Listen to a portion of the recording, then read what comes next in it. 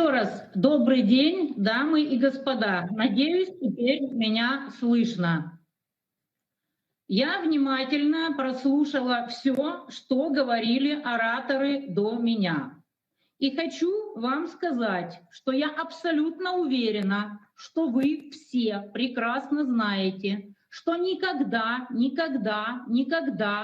киевские власти не собирались выполнять ни первые Минские соглашения, ни тем более вторые. Для них это был просто перерыв для того, чтобы сказать: да, мы выполним. А за это время Запад накачает нас оружием, укрепит наши вооруженные силы, и мы надеемся, что через некоторое время мы попробуем отбить мятежные республики силой.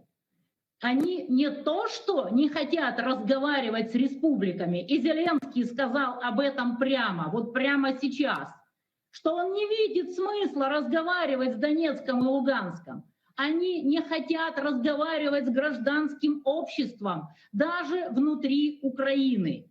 Люди, которые не собираются в Европу, в НАТО, которые против государственного переворота, которые хотят жить в мире и дружбе с Россией и со всеми остальными странами, не то что абсолютно не представлены в украинской политике, они преследуются в уголовном порядке. Я адвокат по уголовным делам. Мой клиент Руслан Кацаба просто записал видео на Ютубе, что он за мир, что он против войны на Донбассе. И с 2015 года его за это судят за государственную измену. Когда я лично поехала на Донбасс к одному из полевых командиров, ныне покойному Алексею Мозговому, чтобы забрать пленного из ВСУ, меня внесли на сайт «Миротворец», где находится огромное количество людей, вся вина которых только в том, что они за мир. Они против Майдана, против госпереворота, против НАТО и против Европы. И вы хотите мне сказать, что люди, которые судят простых обывателей за лайк в социальных сетях, скажем, гербу Советского Союза, недавно было такое дело, люди, которые закрыли все абсолютно оппозиционные каналы, которые преследуют всех оппозиционных политиков, они будут разговаривать с Донецком и Луганском. Абсолютно понятно, что это невозможно в принципе. Это как вещество и антивещество. Они взаимно аннигилируются. Казалось бы, в чем проблема? В течение 5 лет дать особый статус. Но они не будут это делать, потому что они пресекают в Украине абсолютно любое инакомыслие.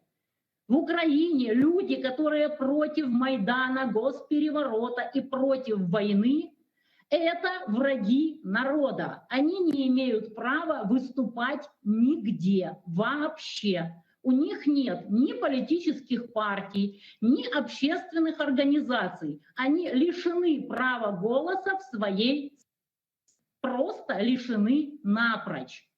И естественно, даже после этого вы хотите, чтобы киевский режим договаривался с Луганском и Донецком. Да я уверена, что вы понимаете, что этого не будет никогда, никогда, никогда. Один из предыдущих ораторов сказал, что якобы, несмотря на все усилия Германии и Франции, киевский режим не хочет выполнять Минские соглашения. Я уверена, что Запад позволяет киевскому режиму не выполнять Минские соглашения. Если бы это было не так, все эти Минские соглашения давно бы были выполнены.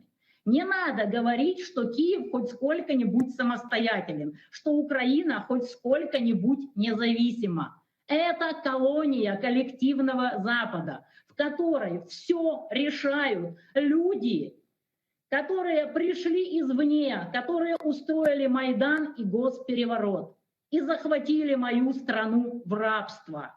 И вот именно эти люди не дают исполнить Минские соглашения и не дадут. Я в этом уверена. Потому что истинная цель Запада, несмотря на все миролюбивые речи, которые я слышала в том числе и здесь, это натравить киевский режим на республики и втянуть Россию в войну. Абсолютно никакого объяснения западной истерии на тему, что Россия вот-вот нападет, и Байден это сказал буквально вот только что, я слышала как раз в процессе этого мероприятия. Других целей у Запада нет, только организовать войну. Если бы это было не так, то марионеточное правительство Украины давно было бы принуждено к исполнению Минских соглашений. А раз этого не происходит, значит, можно констатировать только одно. Запад хочет войны с Россией. И чтобы эта война происходила на территории Украины. Мы шахматная доска, а народ Украины и люди в непризнанных республиках – это просто разменная монета в геополитических играх. Больше нечего здесь сказать. И я уверена, вы прекрасно это знаете и понимаете. И я очень рада, что я смогла сказать вам это в лицо.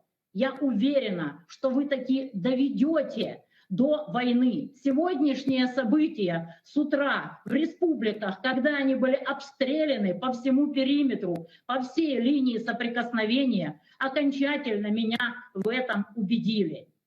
Украина, киевский режим в течение вот уже почти 8 лет обстреливает около 100 тысяч людей из тяжелой артиллерии.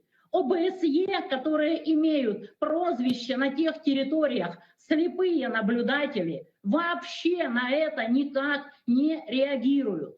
На стороне подконтрольной киевскому режиму не убивают детей, ни одного ребенка не было убито, не разрушают дома.